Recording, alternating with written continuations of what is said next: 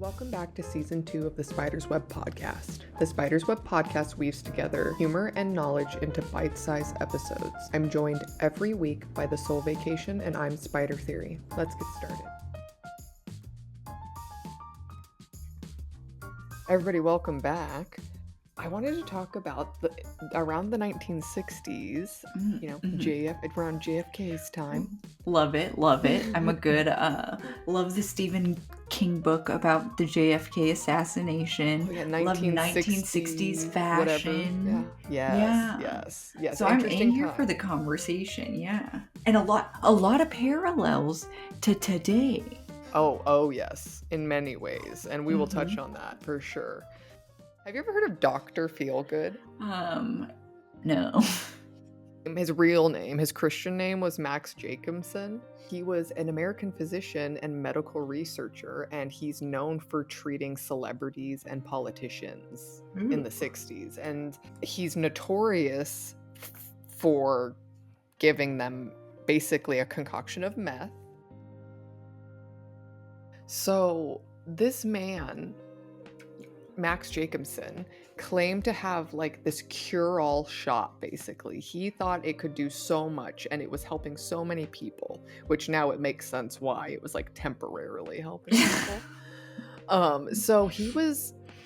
I was reading at one point he was working 24 hours straight.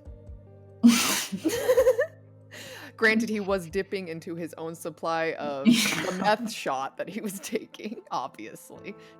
He was getting high on his own supply. Literally, I was reading that and it was like, at his height, he worked 24 hours straight. And I was like, what? Like literally around the clock, he would have 30 patients a day and they would wait hours. And he would just work around the fucking clock, and not even as a joke. He actually worked 24 hours a day. So this man saw all sorts of people. Some of the most famous names that he's seen are JFK, his wife. What's her name? Jacqueline Kennedy. Jackie O. And then we have Humphrey Bogart, Truman Capote. How do we say that name? Truman Capote. Montgomery Clift, Rosemary Clooney. Is she related to George? Yes, that's George Clooney's mom. Holy crap. Yeah. Even Billy Crystal's grandma saw this dude. Wow. And Billy remembers being a little kid and his grandma going to the doctor and coming back completely blitzed. This is one of those things, that's not everybody, by the way. We'll get back to that. But this is one of those things when you are wealthy and privileged, you have access to the new cutting edge medical this and that. Think of beauty procedures. Think of diet pills. Yes. You don't want to be the guinea pig, okay? That's the one downside to having money and having access to these doctors is if you could, some people just say yes and they trust them, right? Yeah, because people are taking advantage of them. And these people, most of them said that he told them it was vitamins, but people who worked in the office and knew him said everybody knew that it was something extra. They knew it wasn't vitamins. Right. Yeah. And so some of the other famous people, we get more and more famous. So we have people like Marilyn Monroe, Elvis Presley, who both famously had drug addictions and substance abuse issues. Marlene Dietrich is somebody who saw. Judy Garland, another person with substance abuse issues. Nelson Rockefeller, and Tennessee Williams. And there's a lot of other people, but these are probably just names that you had heard of or might know. So I get the culture, right? Like, you're hot celebrities and politicians, and there's only few places to hang out, right? Like, it's not like, I think Hollywood and DC was probably a lot smaller community than it was now, and so they're all sharing doctors. Everybody knows it's word of mouth. It's words of mouth. Yeah, everybody knows what's going on, but no one's speaking up about it or saying anything. Prescription drug crises are all over the country. Look at the opioid addiction that we currently face. And honestly, in a lot of ways, they are connected. They were seeing good results. That's what was kind of unfortunate, is he was giving people relief and making them feel better and giving them energy. And a lot of creative people said that they could like create these wonderful things and big things and for long periods of time, obviously, because we know They how were on meth. amphetamines work. Let's talk about what was in the shot real quick, okay? Because it's a concoction of stuff. So he was known for his, quote, miracle tissue regenerator shot. It consisted of amphetamines, animal hormones, Ew. bone marrow, Ew. enzymes. Ew. It just says enzymes. Okay. Human placenta, Ew. painkillers, Ugh. steroids, and multivitamins. So I guess he wasn't completely lying. There was vitamins in the shot.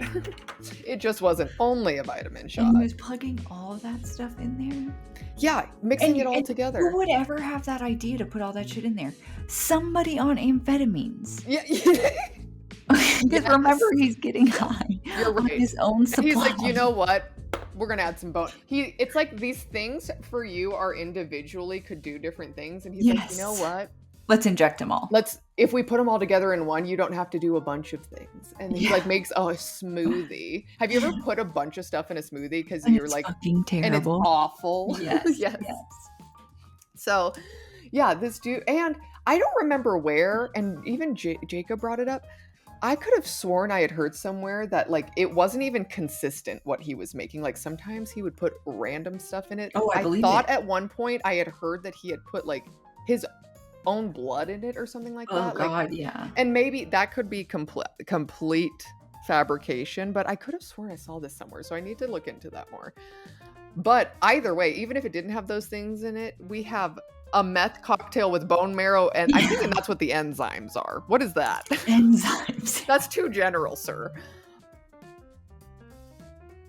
All of these people are going to them, and JFK has a friend who tells him how wonderful this doctor is, and John F. Kennedy wants to make sure that he's just like mentally and energetically ready to go. He's going to go to Berlin and speak to all these leaders. And so he invites Jacobson, Dr. FeelGood, over, and he tells him what's going on, what he needs. And Jacobson shoots him up. With and he's like, with his concoction, which who knows what else was in it. Yeah. And he's like, woohoo, he feels great.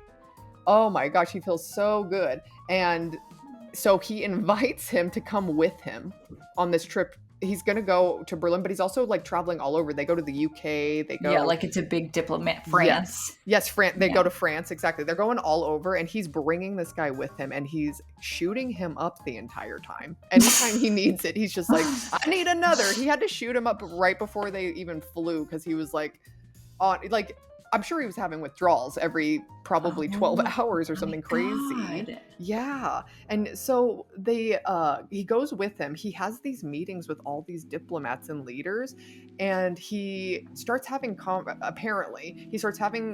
political conversations outside of the scope of what he normally would have. And people think that he might have agitated them so much that because of John F. Kennedy's behavior, they may have decided to send missiles to Cuba because of that. You remember what he did during the Cuban Missile Crisis? Yes. That is what somebody on drugs would do, like call their bluff. Isn't that what he did? Yeah.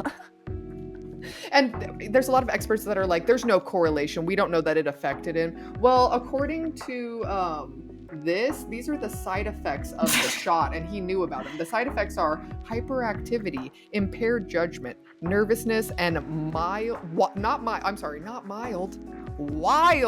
mood swings. Wild mood swings is a side effect of the vitamin shot that he's getting multiple times throughout this trip. And he's giving Jackie these shots at the same time too. Jackie had migraines after she had her baby, and she had depression. She probably had postpartum, and she needed some support and some medical attention. Instead, they give her the shot, and it cures her. It doesn't, but it like gets her out of her funk. And she goes on this trip with him, and then they're like shooting up the whole time, and he's making these crazy decisions and talking to people. And isn't that wild? Do you know how many people in places of power are on drugs right now? That's what we should talk about, though. Like, that's pretty serious. Really think about it. Yeah, I mean that's the implications, because even think about Hitler was on amphetamines too the entire time he was Yeah. making all his decisions. Not just him, the whole country. They had like state issued meth. Yeah. Yeah. They were passing it out in the woods. Yes, and I think, and you know why? It's because people on those drugs are easy to manipulate and control, Yeah. and they Yeah. know that. Yeah. And that's why they release them in our communities. Basically, you know, he has this big Max Jacobson, Dr. Feelgood, has this large following in Hollywood, right? But he's not the only Dr. Feelgood. There's 2 or 3 other ones that all putting other shit and stuff. yeah, who knows what they were putting in theirs, but it probably was a base of the amphetamines. Like, they all got it. And some celebrities would visit all 3 doctors. Yeah. It's like, you know, those people that would go to tanning beds, different tanning beds in one day, because you're only supposed to go to one for 20 minutes per day. It's like illegal to do it longer than that in some states. But some people will buy subscriptions like to a bunch of places. I used to work at a place like that, and people would show up, and you can't do anything about it, but you just know that those are those people. They're like obsessed. Honestly, though, as someone who has seasonal affective disorder, I think that's why people like why people get addicted to it. And it's like, yeah, they feel good. It does feel good. It does feel good. And so honestly, get outside in the sun for like 5 minutes. But yeah, so there's 3 of these doctors. They have other famous celebrities, like Edie Hedwig was, which is somebody who's part of like the Andy Warhol scene. Maybe that's where Billy Crystal's grandma went. Maybe Billy Crystal's grandma didn't go to Jacobson, but I actually heard that she had gone to one of these other doctors. But either way, like, this is the problem with these doctors, and so all of this amphetamine use starts to spread through Hollywood and politicians and things like that, and then it starts to trickle down, and that's when we get housewives on some of this stuff. And then truckers taking amphetamines. That's where that starts. Well, and that's exactly what's going on with these celebrities. They've been exploiting their labor. They have to work absolutely ridiculous hours, and it's like that today, to the point where they make it so you have to take drugs in order to do the job. Yes, and celebrities are working class people. Even though they're making millions and millions of dollars, they are working class people, and they're the ones we need to switch to our side, because right now they think they're the billionaire class and the owning class, and they're not. Mother. All day, every day. I thought of that like several times, just in this episode alone. I love that. He did this whole thing with Kennedy. So think about it. We have this president who has a meth addiction, and he's making really important decisions for however long. Oh my God. Like, imagine the things. And this is somebody who means well. They thought they were doing something that was good for them. And like, his brother was trying to intervene and get this doctor thrown out of the White House. And he sent some of this stuff off to the lab to be tested. And they couldn't even figure out what was in it. And then they tested it for amphetamines, and then there just wasn't any in it at all, or it was like a minuscule amount. So then they're like confused, and this is why people think they're not even consistent what he has in it. And he would inject these people anywhere they complained about stuff. So he was like, JFK was like, "Oh, I got back pain," and he stabs him in the back, and then he's like, "I got laryngitis," and he gives him a shot of this shit straight in his neck. Yes, it worked. He had to go do a speech, and then he did the speech, but a shot of meth in the neck, right in the larynx. Oh my God. Holy guacamole. Yeah, and he was just doing absolute hell to people. Like, he ruined JFK. I'm sure if JFK wasn't assassinated, we would have had this whole drug thing happening. God. I mean, it did put a stop to it. Also, you know what I learned? And I'm like trying to figure out like who killed JFK. JFK shared a girlfriend with a mob boss. of Chicago. Oh no. Right? He was literally cheating on Jackie with this girl who was also dating a mob boss. That'll get you killed, buddy. What the hell? A lot of people had really good things to say about Max Jacobson, Dr. Feelgood, but the people who he got addicted to things, they thought he was a monster. They Yeah. hated him. But then the people who saw what he did, or at least saw his intentions, they spoke very highly of him, and they said he did care about his patients and he wanted to help anybody through about anything, like whatever your complaint was. Yeah, he's also, every decision he made is under the influence of methamphetamine because he is doing it the entire time. And so, And then we wonder why our country is like, like it just, because it trickles down. So we're in like the late 60s, and Dr. Feelgood, his behavior starts to become erratic. Yeah. His amphetamine use has just gotten out of control. And this is when he's working like 24-hour days and seeing 30 patients at a time, which is crazy. Yeah, he must have just been nonstop doing meth if he was staying up for days at a time. Well, and people would want to do it. Yeah.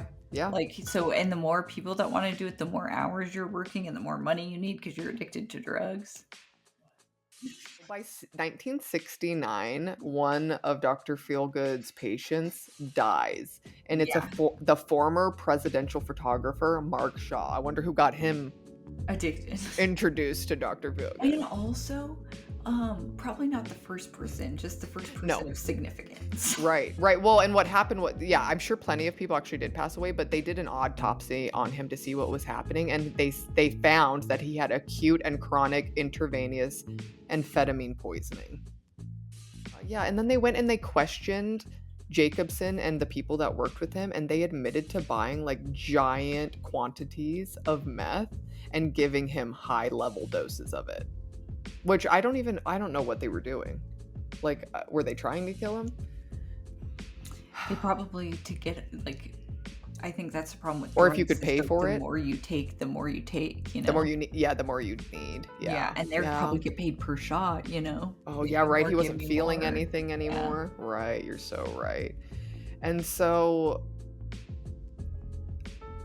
that was in 69. By 72, there's this expose that just brought Dr. Feelgood to like nationwide attention. The New York Times actually did a report about how much meth he was buying and how it was like so much that it didn't even make sense. And so he had, because of how much meth, or I keep calling it meth, they're amphetamines, but I keep calling it meth, which is like not really what it is.